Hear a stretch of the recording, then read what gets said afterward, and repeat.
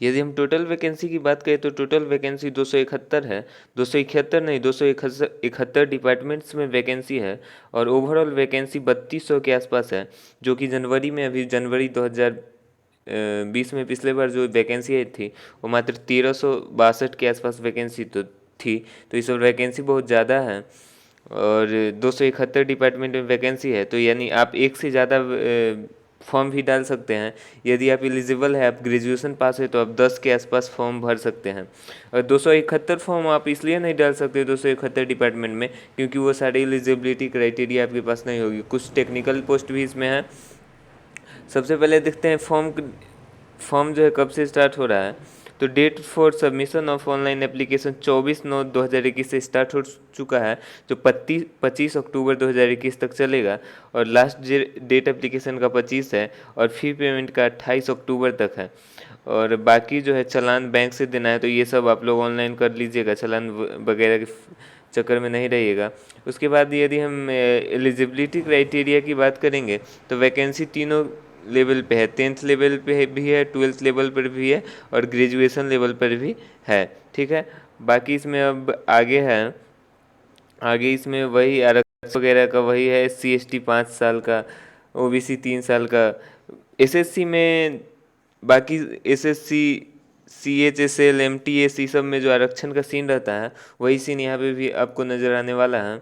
और इसका सिलेबस की अगर बात करें तो यदि आप कोस्ट गार्ड, एयरफोर्स, वायु ग्रुप या फिर SSC GD का फॉर्म, असम राइफल का वर्तमान में जो अभी वैकेंसी आया है, जो चल फॉर्म भरा रहा है, तो उस सब का अगर आप फॉर्म डाले हैं तो इसका भी फॉर्म ज़रूर डाल दीजिएगा, क्योंकि इसका ऑलमोस्ट सिलेबस जो है, ऑलमोस्ट सिलेबस सेम होने वाला है। सिलेबस में कहीं से कोई अंतर नहीं है। और यदि आप एक से अधिक फॉर्म भी डालिएगा तो आप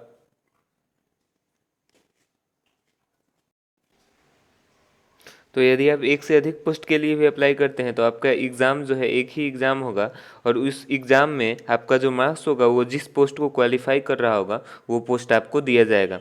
यानी आप ये सोच रहे होंगे कि जितना ज़्यादा पोस्ट भरेंगे उतना ज़्यादा एग्ज़ाम देना होगा, तो ऐसा कुछ नहीं है। बस आपको पेमेंट 100 रुपये के हिसाब से जितना फॉर्म डालिएगा उस सबका पेमेंट करना होगा। ठीक है, बाकी अगर बाकी अगर इस फॉर्म की बात करें तो इसका पेपर ऑनलाइन होने वाला है। पेपर होने का भी डेट दे दिया गया है आपको, जनवरी या फरवरी 2022 में आपका पेपर होगा।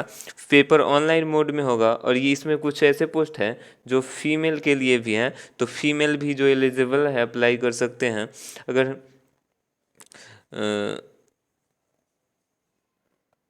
आप लोग का एक और डाउट होगा कि किस रीजन में, जिस रीजन में है हम लोग वो आगे देखेंगे। चलिए इसको हम आगे इस डाउट को क्लियर करेंगे कि एज हम लोग बिहार और उत्तर प्रदेश के रीजन में आते हैं तो दूसरे रीजन में फॉर्म भर सकते हैं कि नहीं।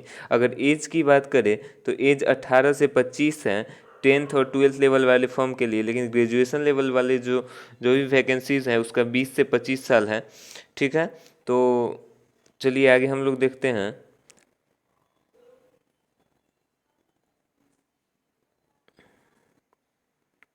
तो ये आपका एग्ज़ाम सेंटर है।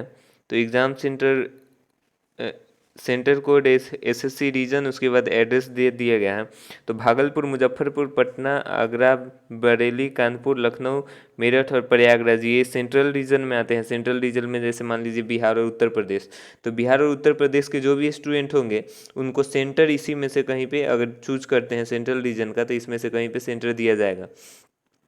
लेकिन अगर आप सोच रहे होंगे कि केवल सेंट्रल रीजन में जो पोस्ट दी वैकेंसी है उसी को अप्लाई कर सकते हैं, ऐसा नहीं है। आप कहीं के भी पोस्ट को, किसी भी रीजन के पोस्ट, ईस्टर्न रीजन में जैसे पोर्ट ब्लेयर, रांची, बालासोर, इन सारे जगहों पर भी अगर वैकेंसीज होंगी, वैकेंसी का डिटेल आगे हम आपको बताएंगे, तो इन जगहों पर भी अप्लाई कर सकते हैं। लेकिन आपका एग्ज़ाम सेंटर जो है वो CR रीजन, यदि आप बिहार से होंगे तो CR रीजन का ही दिया जाएगा। जैसे CR रीजन में आपको बताया भागलपुर, मुजफ्फरपुर, पटना, आगरा, बरेली, कानपुर ये सब है। ठीक है, तो आप ये सब किसी भी रीजन में अप्लाई कर सकते हैं। नॉर्थ ईस्टर्न रीजन, किसी भी रीजन में, जिस रीजन में वैकेंसी आपको ज़्यादा लगे वहाँ पे अप्लाई कर सकते हैं। और मोस्ट ऑफ द पीपल, बच्चों को हम यही कहना चाहेंगे कि जिस पोस्ट में 10 से कम वैकेंसी है उसके लिए अप्लाई नहीं करें तो फ़ायदा है, क्योंकि 10 से कम वैकेंसी वाले पोस्ट्स में होने का चांसेस भी कम है। अब यहाँ पे यदि हम लोग वैकेंसी की बात करें तो यहाँ पे देखिए रीजन दिया हुआ है, पोस्ट दिया हुआ है, पोस्ट नेम दिया हुआ है, डिपार्टमेंट्स दिए गए हैं, एज, पे स्केल और ईक्यू लेवल मतलब एजुकेशनल क्वालिफिकेशन दिया गया है। उसके बाद वैकेंसी दिया गया है। तो सीआर रीजन में जूनियर सीड एनालिस्ट का वैकेंसीज हैं। ठीक है। डिपार्टमेंट है national seed research and training centre Varanasi. Varanasi में वैकेंसी है। तो इसमें एज लिमिट 18 से 30, लेवल पे स्केल लेवल 6 दिया गया है। और एजुकेशन लेवल जो है, एजुकेशन क्वालिफिकेशन ग्रेजुएशन है। तो इसमें देखिए वैकेंसी सबसे पहले आप लोग देख लीजिएगा आपका कैटेगरी कौन सा है और कितना वैकेंसी है। ठीक है।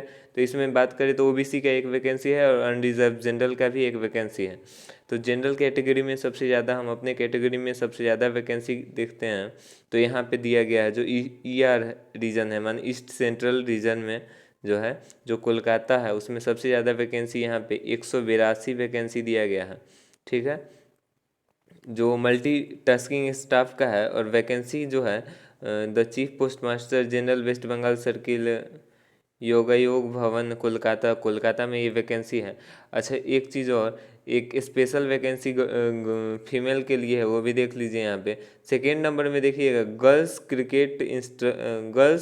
Cadet instructor. ठीक है। गर्ल्स कैडेट इंस्ट्रक्टर का वैकेंसी है। तो director general of NCC new Delhi में इसका वैकेंसी है। तो जो फीमेल कैंडिडेट इंटरेस्टेड है वो भी भर सकते हैं। और एक इम्पोर्टेंट बात ये भी है कि जो स्टूडेंट नेवी में जाना चाहते हैं तो नेवी में भी एक स्पेशल वैकेंसी आई हुई है। तो नेवी की स्पेशल वैकेंसी को खोज रहे हैं हम लोग। वो शायद 106 नंबर पेज में था। देखिए यहाँ पे ये वैकेंसीज नेवी में है। देखिए नेवी एमओडी, नेवी में वैकेंसी है। वैकेंसी की अगर हम बात करेंगे तो नेवी में स्टोर कीपर की वैकेंसी है।